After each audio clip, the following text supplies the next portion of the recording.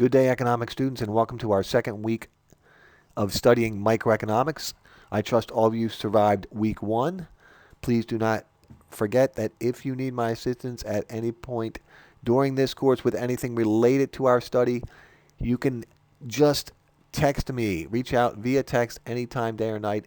I will get back to you as soon as possible to address your question or to help you in any way I can with the assignments or understanding the material. So week two, we're going to be concentrating our efforts on markets. Now, I hate to say this because it sounds like I'm trying to scare students, but markets are the basic building block of all economic thinking, especially microeconomics. So it is extremely important that you spend the time this week reading, reviewing, and understanding Chapter 3 to get a good feel for and idea of what it is we're doing when we study economics and markets. All right, so week two assignments all revolve around markets, right? So here's what's going to happen. You're going to learn about the two favorite words of economists, supply and demand. But remember, supply and demand are tools used to analyze markets. The most important idea is that in a market, there's going to be equilibrium. There's going to be buyers and sellers, and there's going to be a price-quantity relationship. And then when something changes, either demand, the buyers, or the supply, the sellers, that equilibrium situation is going to change. Again, it's extremely important that you get the basics down this week because we're going to be using these tools as building blocks for the remaining principles and concepts we study in microeconomics. So read the chapter, watch the lectures. The first two links down here when it says lecture, links, videos, Part 1 and Part 2 are specifically aimed at explaining in detail Chapter 3. Definitely spend some time with those. All right. Now look in bold here. You're going to take a quiz. Right. One of the assignments this week is to take a quiz and to demonstrate your knowledge and understanding of markets. All right. So you need the first page of the document that was emailed to all students with the four graphs, the four market graphs with supply and demand on each graph. You're going to need those to answer the quiz questions. So you're going to refer to those graphs because you can't draw a graph on the computer when answering the quiz. But you can use those as your model or paradigm. All right, so the first graph, they're labeled A, B, C, and D, four graphs. A demonstrates an increase in demand and how that affects equilibrium price and quantity in the market. B is a decrease in demand, C is an increase in supply, and D is a decrease in supply.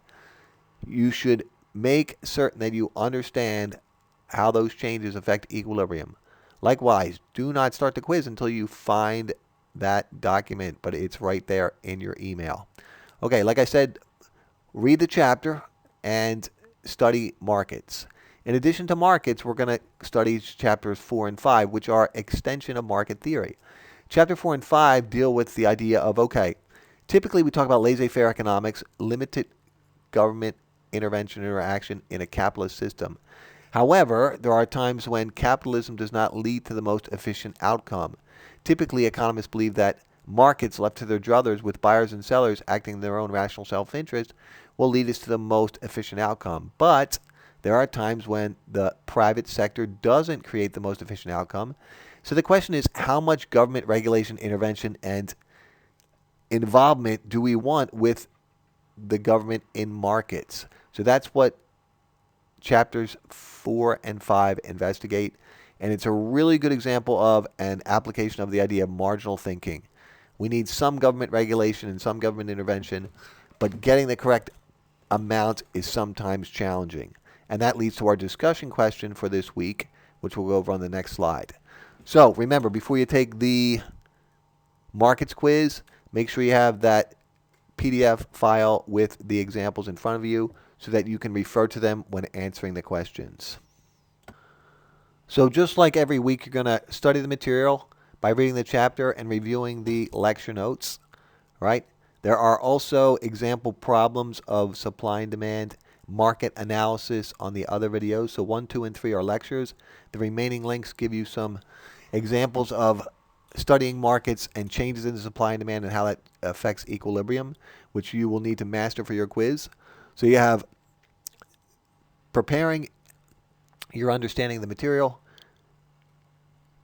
finishing the Connect assignments, chapters 3, 4, and 5, taking the quiz, and then finally participating in the week 2 discussion question. So for week 2 discussion, there's an article about the energy markets. The article investigates how much government involvement we want and or need to lead to a more efficient outcome. So it's a difficult question, all right? And the article mentions several different types of energies, right? So I'll leave it to you to read those, but you really want to think about who are all the parties affected by the market situation in the energy industry, and what role does government play in attempting to correct for what we'll call the market shortcomings, right? And then answer the discussion question about, discuss the question as it applies to energy market, which is what's the government's role in reallocating resources, correcting for externalities, and how much government regulation is necessary. Now that part of the question, how much government regulation is necessary, is the one where it's a normative question. It's really an open-ended sort of opinion question, but you have to offer your opinion based on economic thinking. So it's a really good example of economics isn't always a clear-cut black or white situation. There's a lot of gray. How much regulation do we want and need in the energy industry? Well, I'll leave that up to you to discuss. Again, please do not hesitate to reach out to me anytime during the week via text message if you need assistance with anything related to our study of microeconomics. Good luck with week 2 and be in touch.